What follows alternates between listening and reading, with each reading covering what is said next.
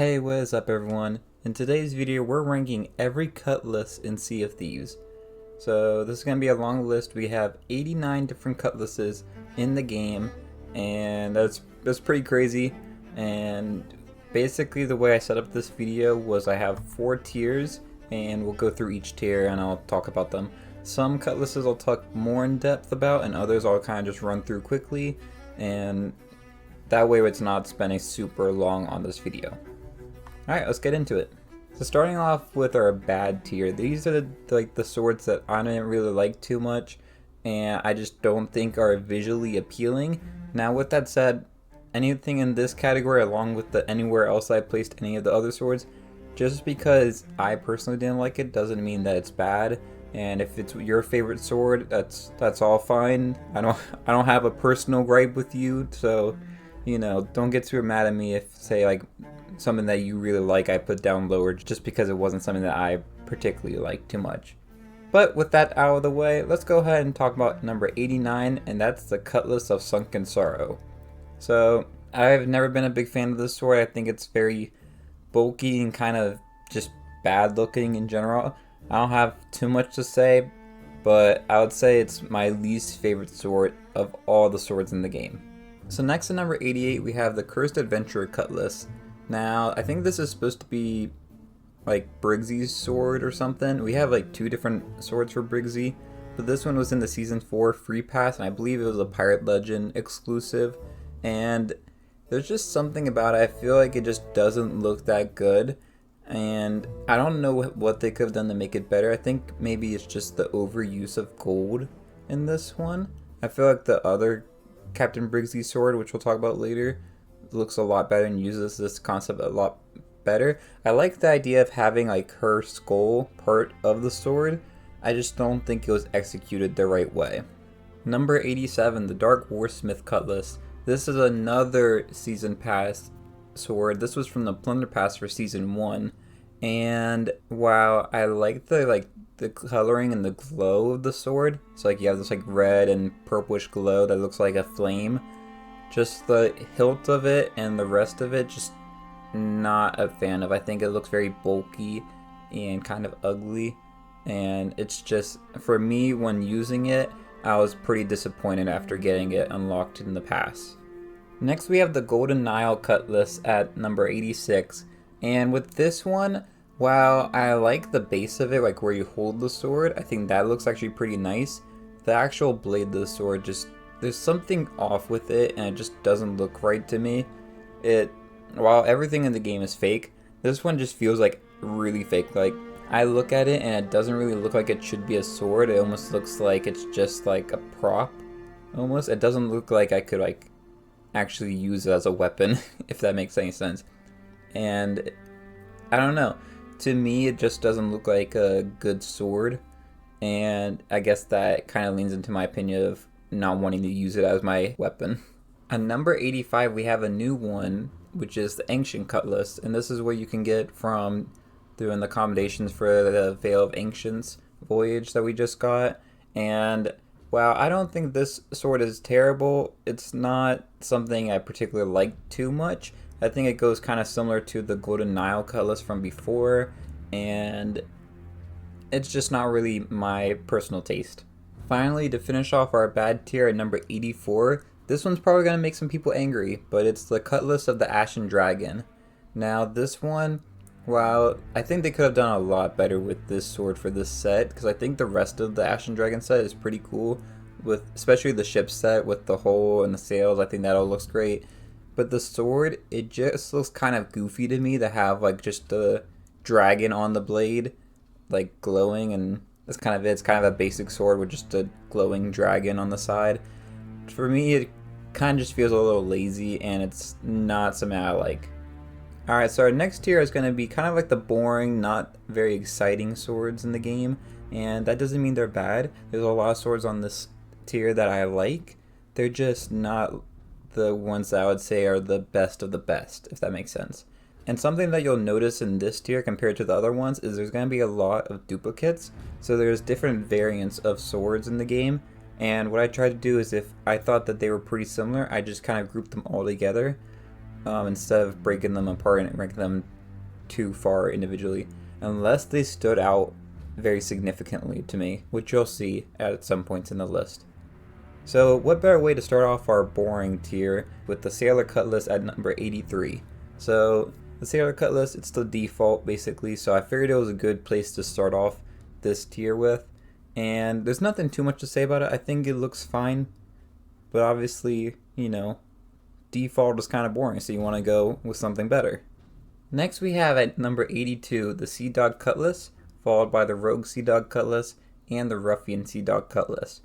Now all these are pretty similar. I do really like the base of the sword, where it kind of has, it goes flared up and down, and that kind of makes it look a little unique, but in general it's a pretty basic looking sword, just with some slight coloring differences between the different models.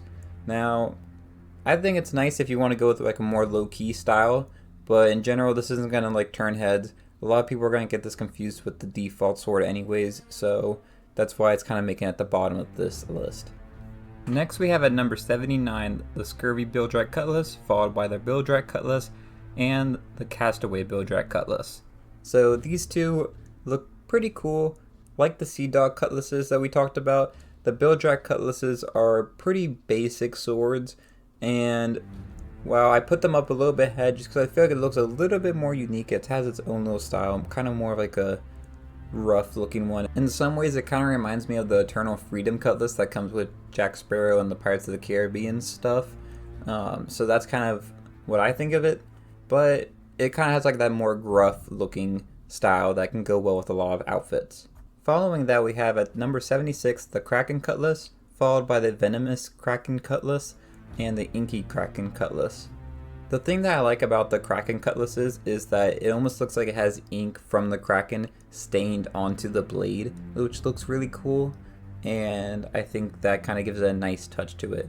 But in general it's a pretty basic sword. I wouldn't say boring, but just basic, and other than the blade, it's pretty similar to the other swords we talked about in this tier. Next at number 73 we have the Eternal Freedom Cutlass. Now I mentioned this earlier, this is the sword for Jack Sparrow from the Pirates of the Caribbean collaboration, and I think this looks fine. It just was never something that appealed to me too much. I think what hurts it, if it was an outpost sword, I think it would be a lot more popular, but the problem with it being in the emporium should be a little bit more exciting, whereas I feel like this is a very tame and basic sword. I think this sword would have been a really good reward for the first Pirates of the Caribbean tall tale. At number 72 we have the Cutlass of Courage. Now this is a sword from the arena. They had this event going on in 2020 that you could unlock this sword, and that's a pretty cool like reward to have, but just looking at the Cutlass on its own, I can't say that I liked it too much. I can't exactly pick out what exactly is wrong with it. I can't tell if it's because it's just too busy, or if it's just the blade looks kind of weird to me. You'll have to give me your opinion in the comments below. Just for me, it just didn't work too much, and compared to some of the other arena swords that we have, I think this is the weakest one out of those. Now we're moving on to the Hunter set of cutlasses, with 71 being the Hunter Cutlass, followed by the Dawn Hunter Cutlass and the Twilight Hunter Cutlass. The Twilight Hunter Cutlass is my favorite of the group, just because I think it looks the most unique. This one was from a Twitch drop, and I just think it looks a lot better than the original ones. I really like the hilt of it at the bottom, the base of it. It has this really unique shape to it, but other than that, it just doesn't really stand out to me too much, and if I wasn't looking at the hilt, I wouldn't be really able to tell this sword apart from other swords. Next at number 68, we have the Ceremonial Admiral Cutlass, followed by the Grand Admiral Cutlass and the Admiral Cutlass. Now these ones are kind of like the typical sword you think of, like if you were to picture say like a Spanish conquistador sword, and I really like it for that. I put the Admiral Cutlass at the top just because I think I like that one the best, but they're all pretty interchangeable. There's not too much of a difference other than slight color changes. Next at number 65 we have the Mercenary Cutlass. Now I think this looks pretty similar to the Admiral Cutlasses we just talked about, but this one does have a little bit of a slight difference to the hilt, and the blade is a bit more curved than the previous. So I like this one a bit more than Admiral, but they look very similar in my mind. Now at number 64, we're going to move on to the Sovereign Cutlasses, with first starting with the Sovereign Cutlass, followed by the Royal Sovereign Cutlass, and then the Imperial Sovereign Cutlass. I put the Imperial Sovereign Cutlass at the top of those three because I just like the purple tint to it, and I think it kind of gives like a more of like a royal look to it, which I liked. At 61 and 60, we have the Aristocrat Cutlass and Cultured Aristocrat Cutlass, respectively. These ones are pretty nice looking. I think they stand out a bit more compared to the previous ones that we just talked about, but they have a similar look and design to the Sovereign and the Mercenary and those ones that we just talked about. Following that, at number 59, we have the Jailer's Cutlass, which came from the second Sea of Thieves adventure that we had not too long ago. And this Jailer's Cutlass, I think there's nothing about it that is bad, but it's not exactly interesting to me.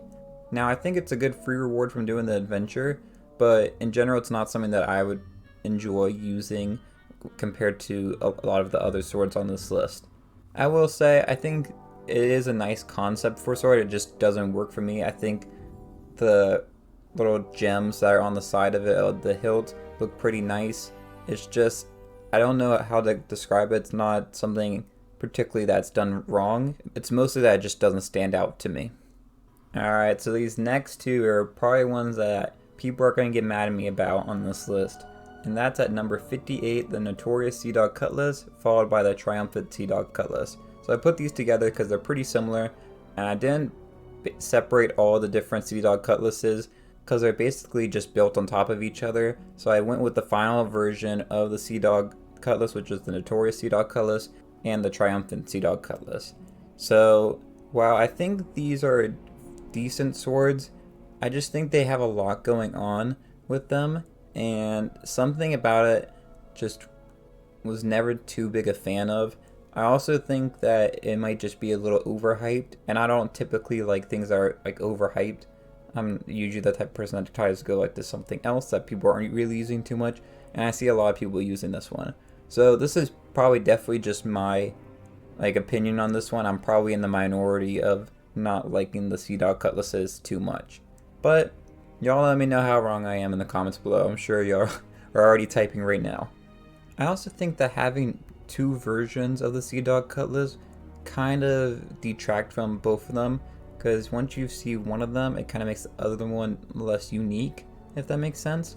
So when we have different variants of the cutlasses, I feel like it just devalues the original one just slightly, and the more you do it, the more it devalues, because we have some of these on this list that there's like 3 or 4 versions of them, and I think it just makes them all kind of look the same and not unique anymore. So I think that's kind of what happened with the Sea Dog Cutlass a bit, that we have the regular one and the Triumphant one, and it just didn't work for me. Moving on, let's go to number 56 with the Shining Pegasus Cutlass. So the Shining Pegasus Cutlass, I think, while it has like a unique design to it, so it's not boring, I wouldn't say it's the most amazing thing, but I wanted to put it up more on the list because I think it's a bit more unique, and it is a nice sword. I think the base of it could be better. I don't think the dark blue works really well with like the white and gold look to it. I think they should have done maybe like gold wrapping instead of the dark blue, but who knows, I'm not a designer. So alright, moving on to number 55 with the Ocean Crawler Cutlass, followed by the Emerald Ocean Crawler Cutlass, the Azure Ocean Crawler Cutlass, and the Deep Ocean Crawler Cutlass. Now I'm going to sound like a hypocrite on this one, but I like that there's different versions of this sword. I think these deserved different versions because the coloring makes them look so unique compared to each other. For me personally, I like the Deep Ocean Crawler Cutlass the best because this is like the red and purple one, and I think that looks really cool, but honestly any of these look great to me, and it's not something that I use that often, but I do respect the uniqueness of it. It's basically like a claw of a crab or something, and that's really cool. Alright, next at number 51, the Parrot Cutlass, followed by the Sunshine Parrot Cutlass and the Nightshine Parrot Cutlass. Now I really like the unique shape of the blade for the Parrot Cutlasses. I think that looks really cool. I've never been the biggest fan of the hilt of it. It's kind of supposed to be like I guess like a feather of a parrot or something. I'm not really sure what they're going for with it, but I've never been the biggest fan of the hilt, but I really love the shape of the blade because that makes it really stand out and be unique. Out of those three, I put the Night Shine Parrot Cutlass at the top just because I think the darker look to it looks really cool with this shaped blade and stuff, and it stood out to me. Next at number 48 and 47, we have the Fearless Bone Crusher Cutlass and the Bone Crusher Cutlass respectively. Now, I'm not too big a fan of this. I love the Bone Crusher set. It's one of my favorite sets in the game, but I feel like they made these look a little bulky and kind of like they aren't really swords, almost like props, like I talked about with previous swords before. That's kind of the vibe I get with this one. Our next sword at number 46 is kind of similar to this with the Lunar Festival Cutlass, and I just really don't like the blade of it. It looks very bulky, but I love the hilt of it where it has kind of the, I don't know what you would call it, but it's just got a really cool shape to it, and where you actually hold the sword looks really nice. So I like basically the bottom part of the sword. It's just the blade that I don't like with this one. And it's kind of similar to the Bone Crusher set where it feels kind of like it's not an actual blade. It looks more like a prop to me. Which, do be clear, looking like a prop isn't a bad thing. It's just when I'm playing, I kind of want to feel like my sword is actually gonna do damage, if that makes sense. And I feel like if I'm swinging one of these around, I feel like I'm not actually doing any damage or playing right. I know that sounds kind of weird, but that's just how my brain works for it. Interestingly enough, our next sword at number 45, the Rogue Tinkerer Cutlass, has kind of the opposite problem in my mind, where I really like the blade of the sword, but I don't really like the base of it. And the blade looks really cool. It has like basically like the regular part of the sword and almost like a reinforcing gold structure to it. And as someone that comes from like an engineering student background, that's pretty cool looking to me. I like the Rogue Tinkerer set in general, and this sword I think is pretty nice and I would still use it. It's just I wouldn't say it's perfect. Next we have the Royal Revenge Cutlass, which is Captain Barbossa's sword from Pirates of the Caribbean. And while I think the blade of the sword's pretty basic, I really love the hilt of it. It looks very elegant and royal to it. So I feel like it's a very good like sword for a captain with it. And I just think it's cool. I will say this is another one that I feel like isn't worth it to pay like the 249 ancient coins for. But if this was something that you could get like unlocked in game, I would probably use it from time to time.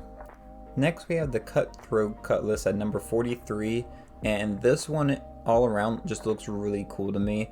The base of it has like these spikes on it that makes it look really edgy. And then the blade just has like, I don't even know if I want to say unique, but like the shape of it isn't really unique. It's pretty typical sword look, but what's on it and like the scratches on it and like the bandages running around it and some of the bolts just make it look unique to me.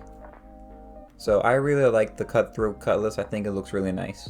Now you can start seeing as we get to the end of this tier, you can see that swords are getting a lot more unique, but they just weren't enough to get over that threshold for me, in my opinion. So moving on, we have at number 42 the Frozen Horizon Cutlass. Now I think this has a really nice base to it. I love the hilt of it, but I think they just like really missed out on a really great idea. They could have made the whole blade made out of ice, and I know that doesn't really make sense from a practical standpoint, but I think that would be really cool looking, and we don't really have anything like that in the game, so it would have made it stand out more, rather than just having a little bit of ice at the end of the blade and at the base of it. That's just my opinion, but I would love to see like a fully iced sword in the game. Next we have the Jack-O-Looter Cutlass at number 41, and this one looks really cool. I like the shape of it, but I wouldn't say it does anything too much to stand out in term other than that. Like the shape of it almost looks like a claw to me, and I think it just looks cool. It's unique compared to other cutlasses, but like I said, they're not doing too much uniqueness on the other parts of it, like with the coloring or just like the surrounding of like the base of it or whatever. Next we have the Merchant Ambassador Cutlass. Now this one is just kind of like a typical sword, but I think it looks nice. It's not something that stands out too much, but it does look elegant to me. And just in general, I think this is a nice reward for reaching whatever tier it is in the Merchant Alliance Emissary Ledger. Now next at number 39, we have Briggsy's Sword. So I actually like Briggsy's Sword. It's basically a solid gold sword, and I think this looks a lot better than the other Briggsy Sword that we saw in the game. And this is actually the original one. This is what came first. You can unlock it from the Cursed Rogue Tall Tale, and I really like the gems that are at the base of it. And I think honestly just having a solid gold sword just makes it stand out, because I don't think there is anything else. There's other swords that have like parts of gold to it, and then we have the other Briggsy sword that was technically all gold, but with that one it looked almost like a cheap knockoff of gold. Like almost, it didn't look like real gold, whereas the Briggsy sword here looks like actual gold to me. But I really like the sword. I honestly probably should use it more than I do, but when I do use it, I do really like it a lot. It does stand out, and it feels unique compared to the other ones. Finally, at number 38 to end this tier is the Black Dog Cutlass. Now, I know there's probably going to be arguments about this being way too high up on the list, but for me personally, this is the first sword I got in the game that wasn't like the default, and I just really love this sword. I have like a deep connection to it because it's, you know, the first sword I had, and I think it's technically part of the Obsidian set. I might be wrong about that, but it came with like the pre-order bonus and stuff, and I just am a big fan of it. There's not too much to say on it. I knew I couldn't put it higher on this list, but putting it at the top of this tier I think is an okay position for it. Next we're going to move on to our good/great tier, and these are going to be the swords that are a lot more unique and are just good all around, and probably a lot of your favorites are going to be in this tier. Starting at number 37, we have the Conch Cutlass. Now this is basically a banana cutlass, and I just really find it funny and I like it a lot. I wasn't going to put it higher on this list, but I thought just based off how unique it is and how it actually looks good and is usable, that it deserved to be in this tier. Next we have the Ruby Stinger Cutlass at number 36, and this sword's really cool because it almost looks like it's just a bunch of blood all covering the blade. And I think that would make like a really cool like Reaper outfit if you wanted to like do like a combo with it. And I think it just looks really awesome. Next at number 35 we have the Festival of Giving Cutlass. And this one looks just like a present, and it's our Christmas sword, and I just think it looks really nice. And I'm a fan of it. I wouldn't say it's the most unique sword or like top tier, but I think it's a really fun thing to have out during Christmas time, and it does stand out. That's something big for me because I feel like if you can't identify what sword a person's using, then it's not unique. Whereas like pretty much all the swords in this tier and the tier after this, you should be able to identify without really needing to see it too closely. Next at number 34 we have the Silverblade Cutlass, and while I think this sword looks pretty nice, I'm not the biggest fan of how big the diamond is for the Insider logo at the base of it. It's not bad, and it's definitely not as bad as say like on the pistol or other weapons, but I would say I'm not too big a fan of how big it is on the Cutlass. I've also never been too big a fan of the coloring on the blade. I think it does make it look a little bit more unique, but it never really worked too well for me. Next we have the Wild Rose Cutlass at number 33, and I just think this sword looks really nice. I love the rose on the hilt of it, and just like the red wrapping that goes around the base of it. I think it just looks really nice, and it's one of my favorite cutlasses in the game. Also, along with that, at number 32, we have the Thriving Wild Rose Cutlass, which I like this coloring of the Wild Rose Cutlass a lot better than the original one. Next at number 31, we have the Crimson Crypt Cutlass, and this one looks really unique. I love where you hold the sword at. It kind of looks like bandages almost, and then the actual blade of it almost looks like it has, I wouldn't say blood, but it kind of looks like almost like the essence of someone. Almost like if you took the sword and you could like trap the souls of your enemies in it or something. I kind of feel like that kind of like vibe with this sword, and I think that's pretty cool. Following that at number 30, we have the Barrel Bombarder Cutlass, which I think looks really cool, and I really love like the bomb that's on the hilt of it. I think that is a unique touch to it and stands out a bit. Next at 29 we have the Lodestar Cutlass, and I love the sword. It looks like it's very elegant, and I love the blade of it. The blade looks so unique compared to a lot of the other stuff on this list. And I think this would go really well with this Suds jacket that we got as a Pirate Legend reward a few seasons back. I think if you wanted like have something that would match with that, I think this cutlass would go really well with it. Alright, the next one at number 28 is Athena's Might Cutlass. Now, this one is not bad, but for me personally, it was never something that I particularly enjoyed too much. I think aesthetically it looks nice, but I could never find myself wanting to use it, and I almost thought about putting it lower on this list, but I didn't feel like that was fair to how the sword looks, and I think it deserves the spot that I put it on here. I don't think it should be higher than this because I just don't view it as very enjoyable to use, but I think aesthetically it looks nice. Hopefully that made sense. Let me know in the comments below if you like this sword and you think it should have been higher or lower, or if it's just at the right spot. Following that, number 27 we have the Tribute Peak Cutlass, and this is one that I think they could have done better. Just like with the Frozen Horizon Cutlass, where they just had a little bit at the top of the blade, I feel like they could have had the gold go all the way down all over the blade, and that would have made it look a lot cooler than just having a little bit of like a dripping gold at the end. Next at 26 we have the Order of Souls Cutlass, and I think this looks really cool. It has that nice curved blade to it, and I love seeing like the partial symbol of the Order of Souls logo on the blade, and I think the handle where you hold the sword just looks really cool as well.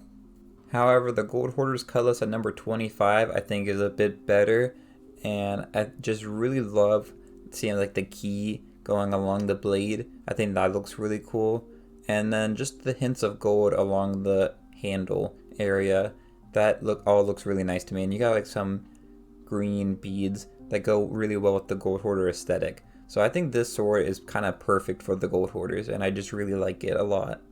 Next at number 24 we have the Isle-Hopper Outlaw Cutlass. Now, there's a reason I put this so high on the list. Now, I think during the daytime it looks very basic, and it's not my favorite sword. I would say if it was just a daytime version, it would be in the tier before, like our boring slash just not very interesting tier. But the reason I put it in this tier is it's basically the only reactive cutlass that we have in the game, where when it turns nighttime, this cutlass will start to glow, and it has like this really nice purplish glow. And the nighttime version of this sword is one that I really love. I'm not too big a fan of the daytime one, but I hope we get more swords like this where they're reactive to something.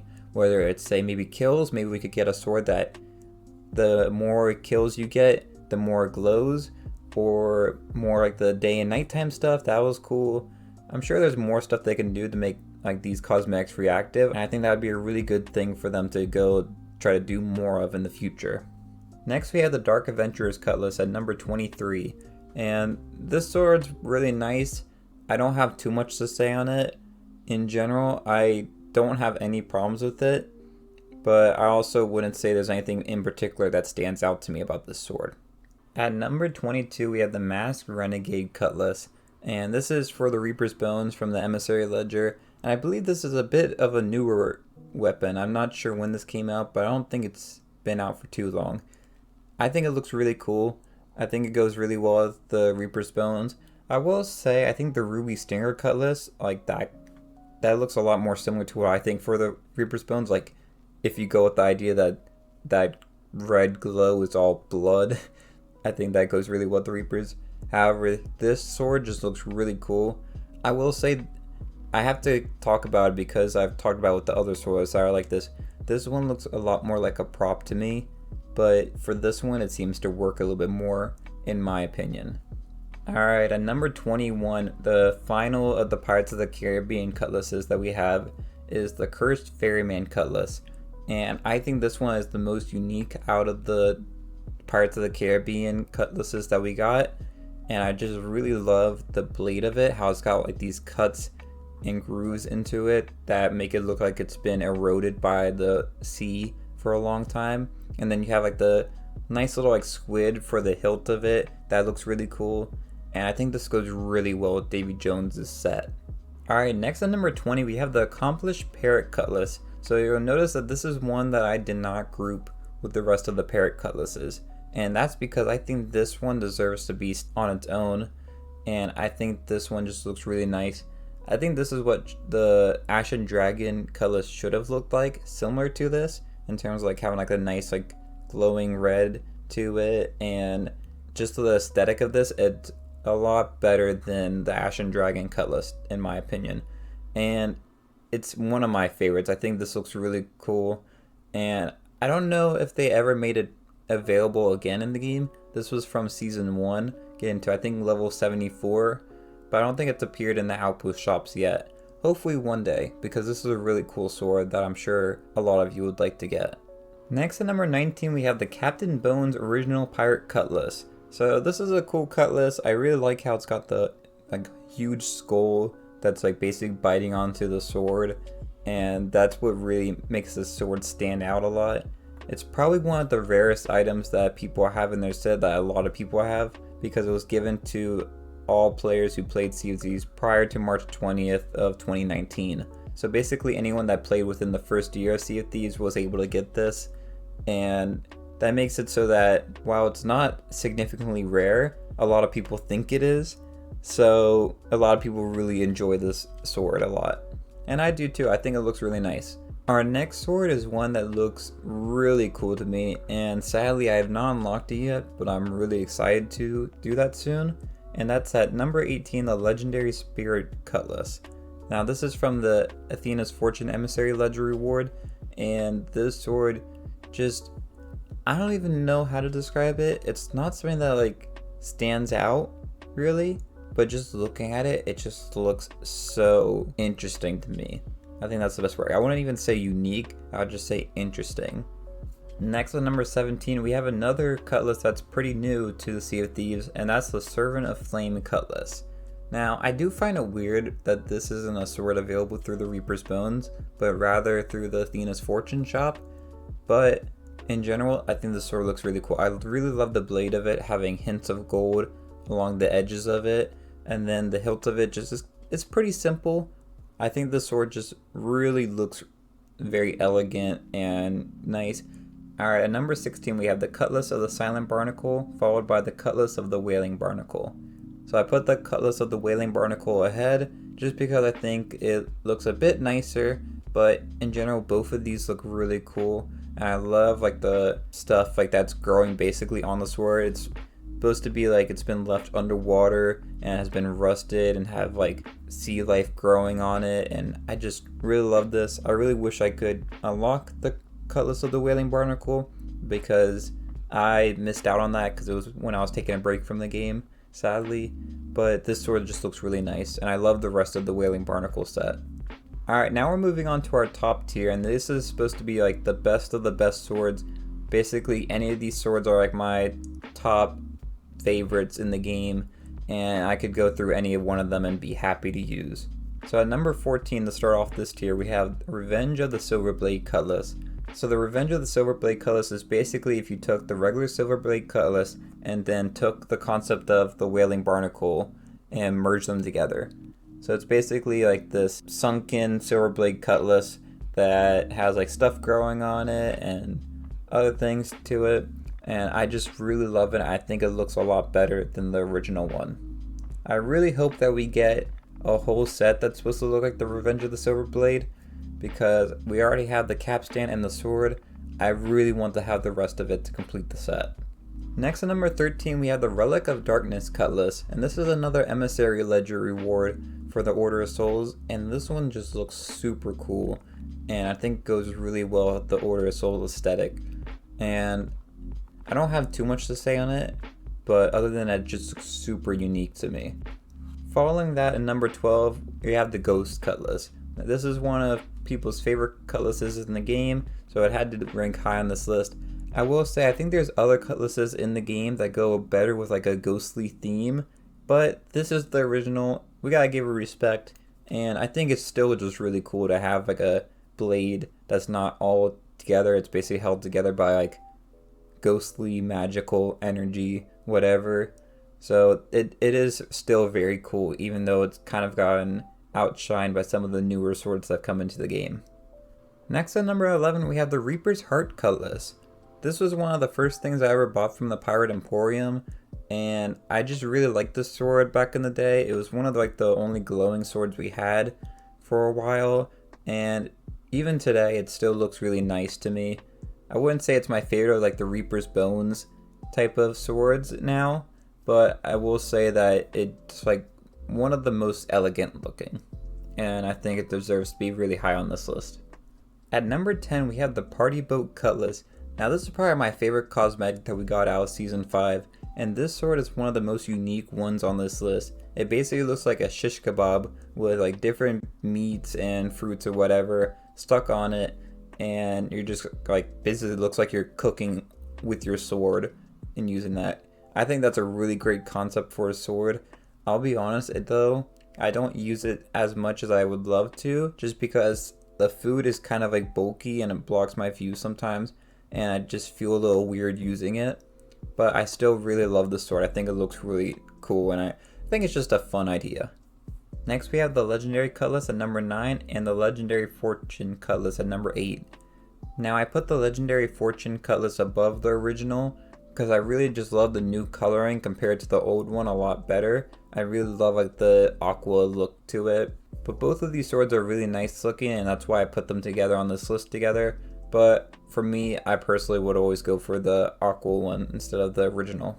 Something also to note about the Legendary Cutlass is it happens to be y'all's favorite cutlass in the game. I ran like a series of posts and polls on the channel, and I was trying to figure out like which one was y'all's favorite, and the Legendary Cutlass came out in first place for 2 of the polls and popped up a lot while I was doing the other post. So that's something to keep in mind. It might not be my favorite in the game, but for a lot of y'all, it's your favorite, and that's great. Next at number 7, we have the Stranger's Cutlass. Now this is a really new one. It's from this season's pass for a Pirate Legend reward. In general, I just think it looks really cool. I love it from a lore standpoint, having the mysterious stranger's sword.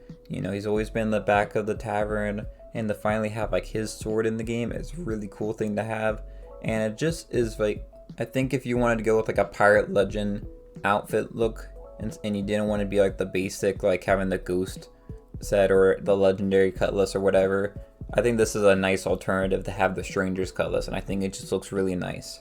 Number 6 is where I think it starts to get like Omega tier, like best of the best, where it's like, these are my absolute favorites in the game.